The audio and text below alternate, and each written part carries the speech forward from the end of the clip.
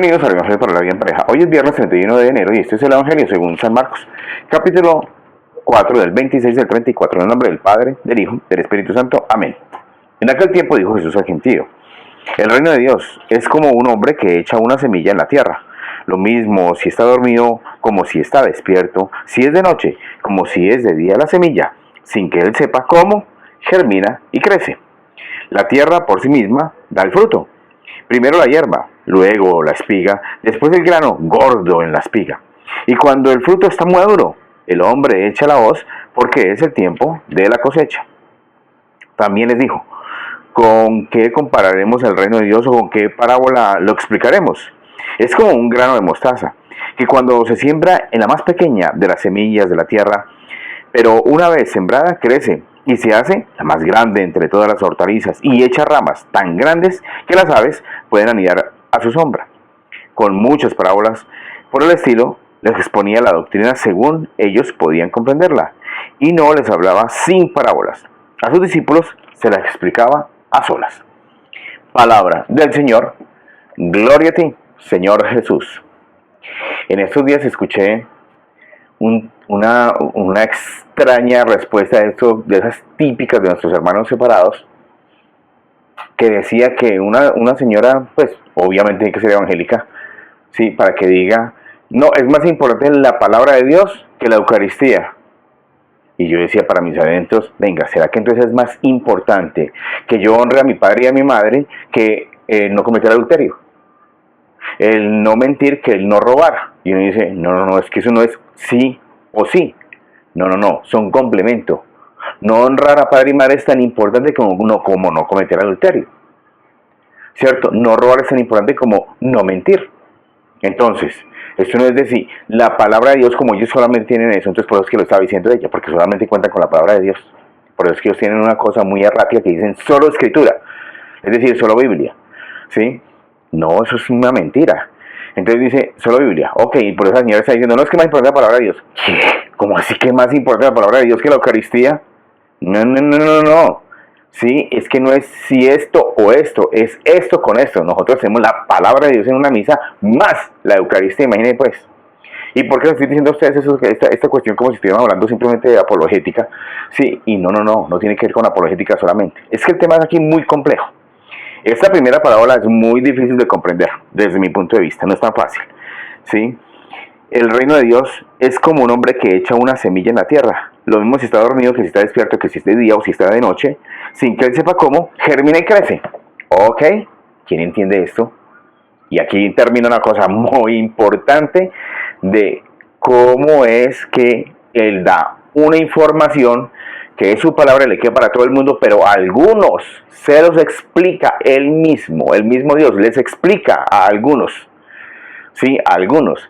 La iglesia de nosotros explica una cosa que solamente la iglesia de nosotros puede explicarla, porque a los hombres no solamente con su propio entendimiento pueden entenderla, tiene que ser bajo la unción y bajo la penetración, la perfecta unión entre Dios y el profeta, la criatura que él elija.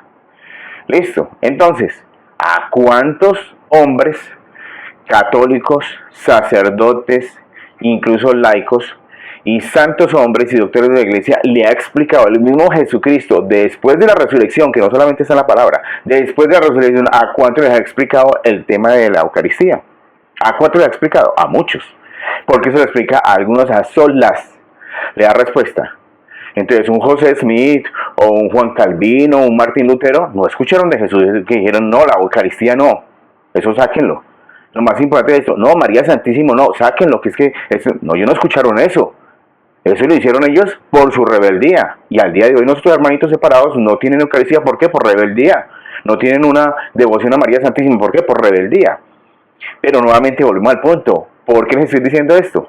Porque es que tú no sabes, cuando tú recibes la Eucaristía, por solo tratar el tema de Eucaristía hoy, tú no sabes cuando tú recibes la Eucaristía qué es lo que está pasando dentro de ti, porque eso no es sensible. Eso no se siente. No es que tú sientas: ay, no, me siento, tengo un regocijo porque recibí Cristo y me dio una alegría. No, eso no se siente. Qué pena, pero no se siente. ¿Sí? no es sensibilismo. Yo siempre les he dicho a ustedes, pilas con el sensibilismo que eso la iglesia y sobre todo los teólogos, grandes teólogos como Santo Tomás de Aquino, lo cuestiona. Esto no es de sentir, de sensibilismo. No, no, no. El Espíritu no es sensibilista. El Espíritu de nosotros y el Espíritu Santo tampoco. ¿Ok?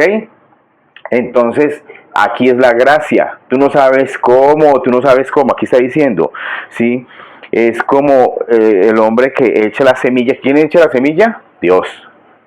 ¿Sí? Tira la semilla. ¿Sí? Cae en tierra, cae en nosotros. ¿Ok?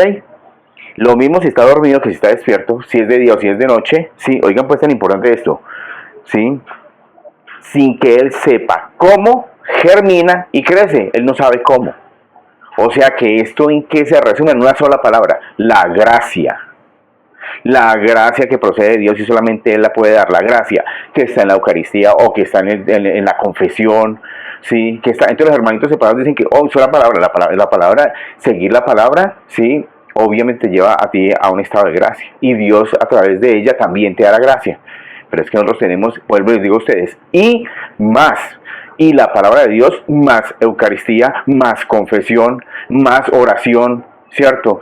Más unción, ¿cierto? Que muchas veces el óleo de los sacerdotes es santísimo, es un santo óleo, ¿sí? Entonces son todas estas cosas que nos dan la gracia. Yo les he contado a ustedes, por enésima vez lo repito, mi papá estaba muriendo. Sí, llegó el sacerdote, le aplicó la unción de los enfermos. En el momento en que le aplicó, el que estaba inconsciente brincó. ¿Por qué? La gracia.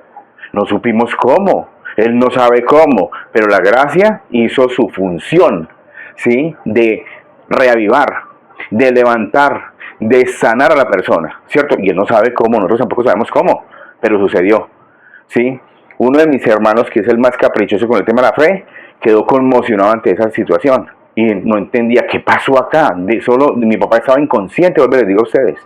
En la UCI, inconsciente, le aplican el santo óleo y despierta, y a partir de ese momento empieza a mejorar su salud y salió a los pocos días, sale del hospital y al día de hoy tiene una salud que los médicos no entienden. Ok, no sabemos cómo, la gracia. Y en la Iglesia Católica, que nosotros los hermanos separados, pues decimos hermanos, porque son hermanos en la fe, pero no tienen la plenitud. Y como no tienen la plenitud, tampoco tienen la plenitud de la gracia. La gracia plena está en nuestra iglesia. Y debemos entender esto uno, lo de la que no sabemos cómo sucede esto, que es precisamente la gracia de Dios. Y dos, ¿sí? Lo último. Y